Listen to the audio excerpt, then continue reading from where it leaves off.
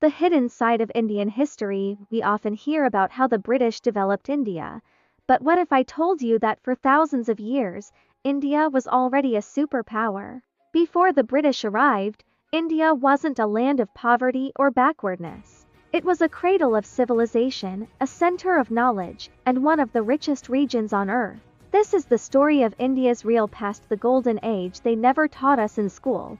India's global economic power pre-1700s. Sone ki Chidiya wasn't just a phrase. India contributed nearly 24% of the world's GDP in the 1700s. Silk, spices, cotton, steel, diamonds. India's goods were in demand from Rome to China. Coastal cities like Surat, Calicut, and Lothal were global trade hubs long before modern ports existed.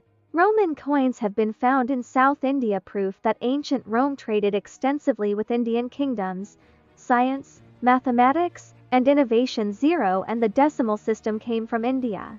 Aryabhata calculated the value of pi and theorized planetary motion. Sushruta, the father of surgery, described 300+ operations and over 100 instruments. Advanced urban planning in the Indus Valley, drainage systems, granaries, grid layouts, ancient universities. Nalanda and Takshashila attracted students from China, Greece, and the Middle East. Subjects: medicine, astronomy, philosophy, logic, languages, cultural and spiritual richness. Vedas, Upanishads, Mahabharata, Ramayana, among the oldest scriptures in the world. Birthplace of yoga, meditation, Ayurveda. Spread of Buddhism across Asia. From Ashoka's reign, India's spiritual influence reached Japan, Tibet, Indonesia, and Sri Lanka.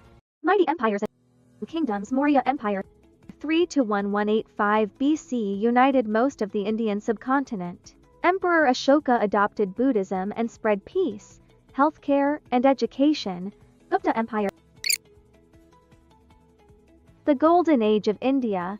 Science, math, art, literature, and architecture flourished. Classical Sanskrit literature reached its peak.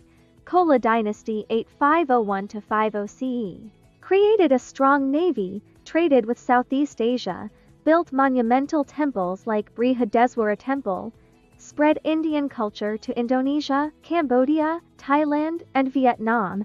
Vijayanagara Empire 13361646. Hampi was one of the richest cities in the world at the time, flourished in art, music, and administration, trade, influence, and wealth.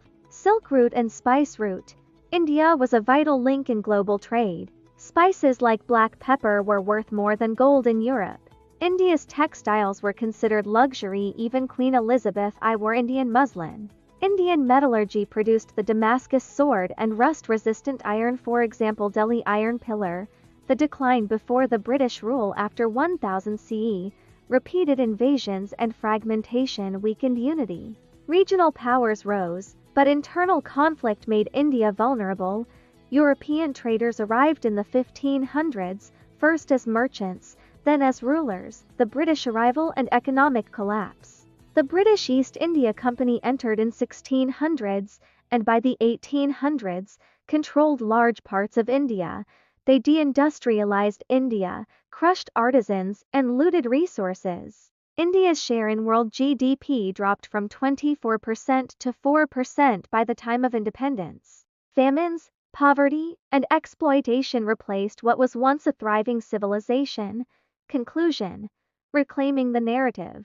India was not discovered by the British, it was dismantled by them. This video isn't about nostalgia, it's about knowing our roots, understanding how far we've come, and reclaiming a story that was buried. India before the British was not broken, it was brilliant.